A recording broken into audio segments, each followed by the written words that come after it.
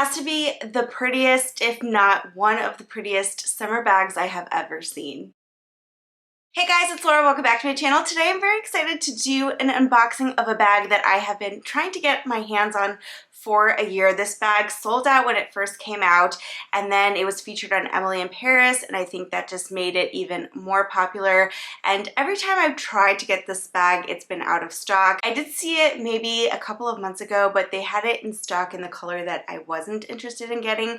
So I signed up for a wait list and it became available for pre-order, and then a couple of days ago I got a notification that my bag had shipped and it arrived at my door. So let's go ahead and unbox it. So this is a bag from Polene. This is actually my second Polene bag in my collection. My first Polene bag is the #1 bag in the nano size, and I've absolutely loved this bag ever since I bought it. And I've just received so many compliments on the bag, and I wear it all the time. It's a very easy bag to use. It looks great with a lot of different outfits that I pair it with, and it's just a very convenient bag. It's a small bag, but it really is the perfect size. And so after having such a good experience with the first bag, I decided that I did want to purchase a second bag from Polene. So talking about the packaging, it comes in a cardboard box. It feels nice and thick, and then you have the beautiful gold foil lettering at the top that tells you the name of the bag as well as the brand.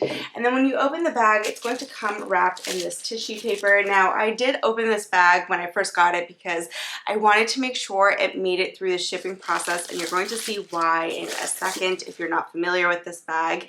But it comes in a really nice dust bag. It's a soft cotton dust bag. It feels like a little bit fuzzy and nice to the touch. And then of course you have Polene on the front of the bag, and then it's just a drawstring opening. And then this is the bag inside. Now, I have been wanting a straw bag for a while, and there are a lot of really gorgeous designer straw bags. Of course, you have the Prada one that I've had my eye on. They have some really nice ones that you can buy pre-loved from Chanel. Of course, there's the famous picnic basket from Hermes, but they're all extremely, extremely pricey bags. And the thing that's always held me back from buying any of those bags is the price and the fact that it's a straw bag, and I'm just worried it's going to break, because if it does, there's nothing that you can do. And this one is priced at $290 US. You pay an extra $20 to ship if you're in the US. I'm not sure about other countries, but I find their shipping pretty reasonable and very fast. It does ship from Spain, which is where the bags are produced. So all of the leather is Italian certified leather, and the leather on this bag is this nice pebbled grained calfskin, and then the rattan portion of the bag is hand woven in Tunisia. Now, what I like about the Polene bags is that they use very high quality materials. They are made by craftsmen, but they don't have the extreme price tags that a lot of the designer brands have. So if you're looking for a nice leather bag that focuses on craftsmanship, then this is a brand I would definitely recommend checking out.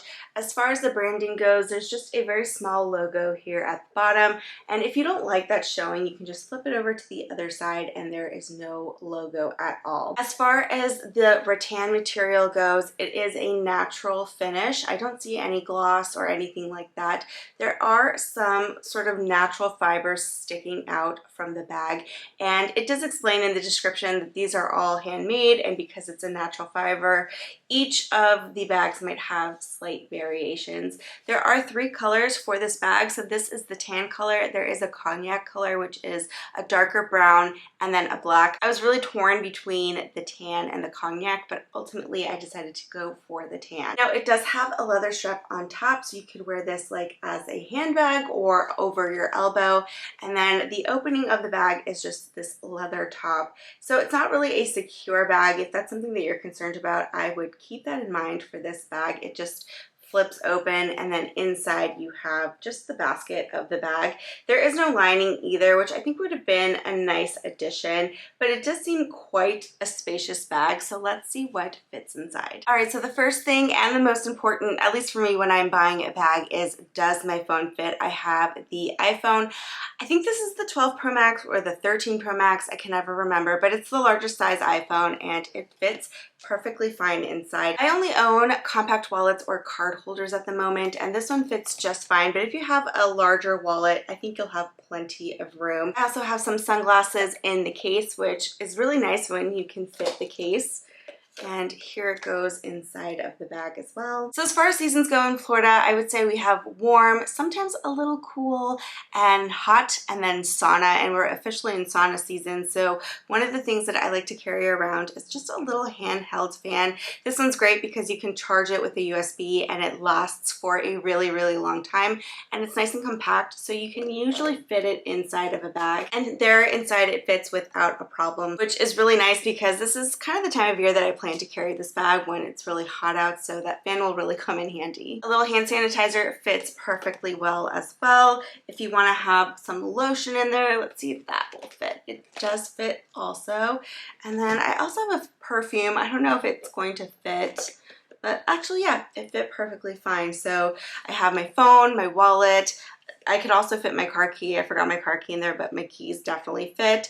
My sunglasses in a case, my perfume, my fan, my lotion, my hand sanitizer. So this bag is actually very, very spacious. And then the top just closes like so. This is kind of a bag that I could see myself taking on vacation, maybe shopping around in Palm Beach or like the Design District, something like that. And I think it would pair it really well with a lot of cute summer outfits.